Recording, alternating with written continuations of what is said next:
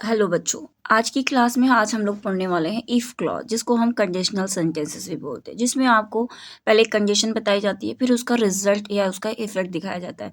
जैसे कि अगर मैंने पढ़ाई की होती तो मैं पास हो जाता है, अगर मैं चिड़िया होती तो मैं आसमान में उड़ पाती।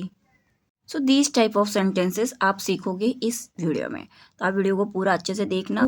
सो हमें पहला कंडीशनल पढ़ना है जिसका नाम है जीरो कंडीशनल, सेकेंड है फर्स्ट कंडीशनल एंड थर्ड है सेकेंड कंडीशनल। ये तीनों टाइप के कंडीशनल सेंटेंसेस आज हम इस वीडियो में कवर कर लेंगे। सो शुरू करते हैं सबसे पहले जीरो कंडीशनल से।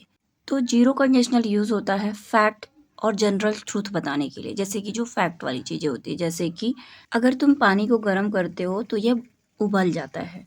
Like if you heat water it boils, इसको हम ऐसे बोलेंगे। तो इस तरह के सेंटेंसेस बनाने के लिए आपको बस याद रखना है कि इफ़ लगाना है, प्रेजेंट टेंस यूज़ करना है और इसका जो रिजल्ट है वो भी हमें प्रेजेंट टेंस में ही बताना है। तो सिंपल प्रेजेंट टेंस के रूल्स आई होप आपको पता ही होगा। तो इफ़ जो सेंटेंस होगा वो कंडीशन बताएगा और जो सेकंड प्रेजेंट टेंस होगा वो जो कॉमा के बाद जोड़ेंगे वो हमारा रिजल्ट को बताएगा। ठीक है। तो अब हम पढ़ेंगे फर्स्ट कंडीशनल के बारे में।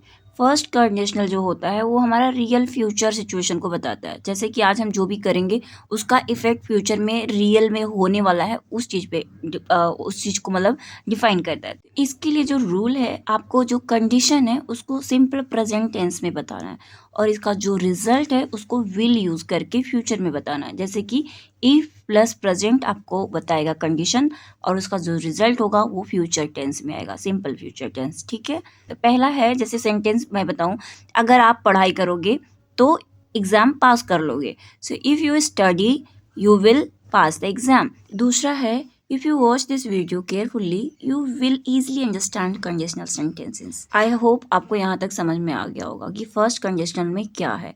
आपको प्रेजेंट में बताना है आज की स्थिति और रिजल्ट बताना है फ्यूचर में, जिसको विल यूज करके बताना है। That's it. Now let's move to the third part which is second conditional. देखो, अब हम पढ़ने वाले हैं सेकंड कंडीशनल। ये कंडीशनल सेंटेंसेस यूज होता है अनरियल सिचुएशन के लिए, जैसे कि जो सही नहीं है, जो मतलब आपके ना प्रेजेंट में ना फ्यूचर में सच होने वाला नहीं है, लेकिन फिर भी हम उसको उसके बारे में बात करते हैं। जैसे इमेजिनेशन होती है, ड्रीम्स होती है, हाइपोथेटिकल आइडियाज होते हैं, इन सब चीज़ों के लिए यूज़ होता है। ठीक है।